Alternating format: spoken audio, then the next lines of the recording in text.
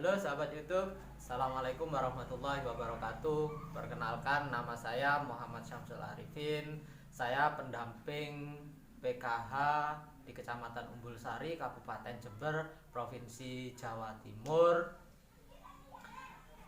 Tujuan kami membuat video ini untuk memberikan informasi seputar bantuan sosial yang lewat Kementerian Sosial, yang mana bantuan itu ada PKH, program Keluarga Harapan, dan BPNT, bantuan pangan non tunai atau biasa disebut dengan bantuan sembako. Oke, sahabat YouTube, sebelum lanjut ke video selanjutnya, tidak ada salahnya sahabat YouTube klik tombol subscribe dan bunyikan loncengnya, dan share ke media sosial sahabat YouTube semuanya apabila video ini dianggap penting, dianggap informatif, agar supaya masyarakat juga bisa menjadi kontrol sosial terhadap bantuan yang diberikan oleh pemerintah. Oke, jadi sahabat YouTube, santer terdengar kabar bahwasanya sebagian KPM atau ada beberapa KPM yang menggadaikan KKS-nya. Ya, jadi gitu. Boleh atau tidak menggadaikan KKS? Ya, ini yang perlu kita berikan informasi kepada masyarakat umum dan KPM yang mungkin belum tahu apa fungsi dari KKS dan apa tujuan pemerintah memberikan bantuan PKH atau BPNT. Ya, oke, kita ulas satu-satu dalam video kali ini. Jadi sahabat YouTube, yang pertama yaitu apa sih fungsi KKS? Nah, KKS itu adalah bantuan yang diberikan oleh pemerintah yang dilewatkan kartu yang biasanya kita sebut kartu merah putih atau ATM, ya, ATM PKH sama saja. Pemerintah memberikan bantuan yang bekerja sama dengan Bank Himbara, yaitu Bank BNI, BRI, Mandiri, terus Bank BTN. Jadi setiap daerah itu berbeda-beda ya sahabat. Kalau di Jember itu menggunakan Bank BNI, dan untuk BPNT perluasan kemarin dilewatkan Bank Mandiri. Jadi sahabat YouTube, kembali ke pokok pembahasan awal. Jadi bolehkah KKS atau ATM merah putih itu digadaikan untuk meminjam sejumlah uang kepada orang atau rentenir atau bank? Kalau di sini biasa terkenal dengan bank titil ya sahabat ya. Tentu saja di situ tidak diperbolehkan. Karena apa?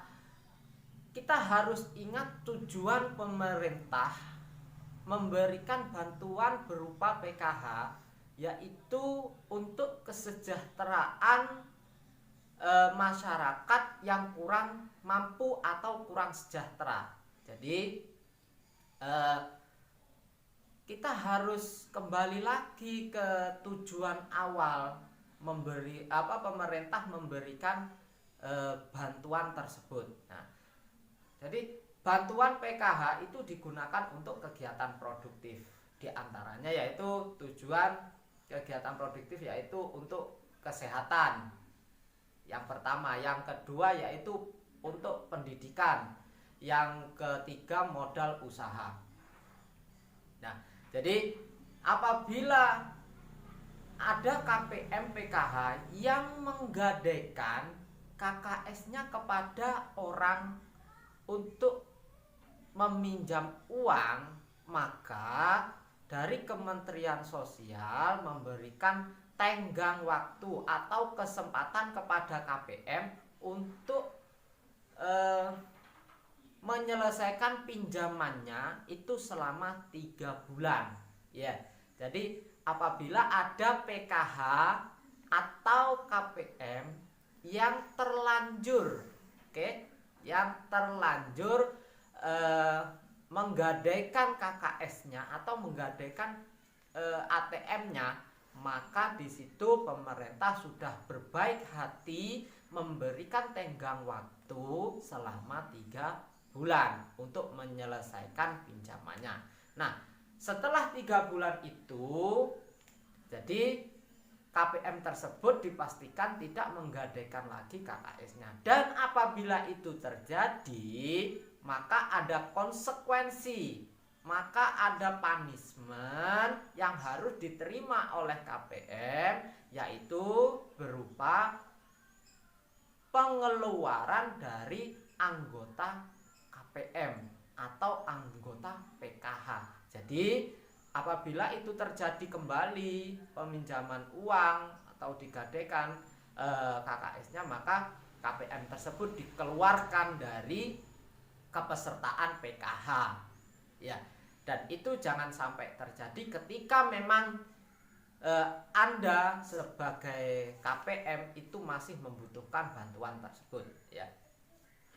Terus yang selanjutnya yaitu dalam KKS ini, ya, KKS Merah Putih ini itu terintegrasi dengan ATM. Bapak Menteri Sosial kita, Bapak Julia P. Batubara, telah memberikan himbauan bahwa KKS atau ATM Merah Putih yang dipegang oleh KPM atau keluarga penerima manfaat tersebut harus dipegang sendiri. Jadi harus dipegang KPM tersebut sendiri dan dimanfaatkan sendiri. Tidak boleh dititipkan kepada orang lain atau dikolektif oleh ketua kelompok waktu pengambilan. Jadi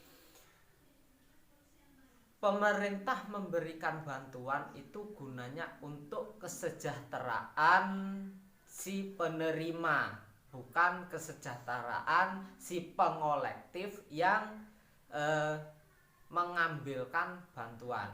Jadi misalkan ada pertanyaan seperti ini, sahabat YouTube ya. Kalau misalkan orang tersebut itu sudah lanjut usia dan tidak bisa jalan, itu bagaimana? Atau ada pertanyaan seperti ini, misalkan orang itu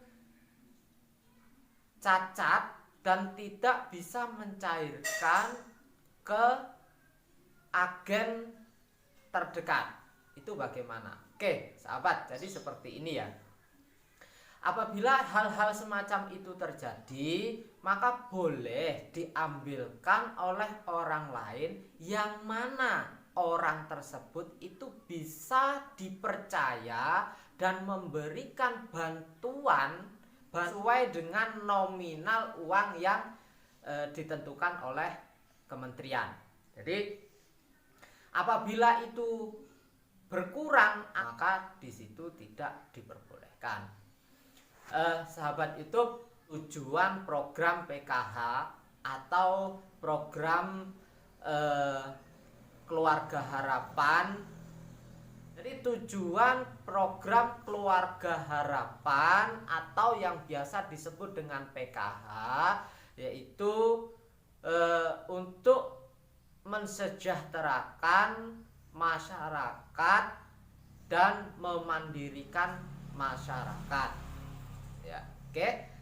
Cukup sekian video informasi yang bisa kami sampaikan seputar PKH.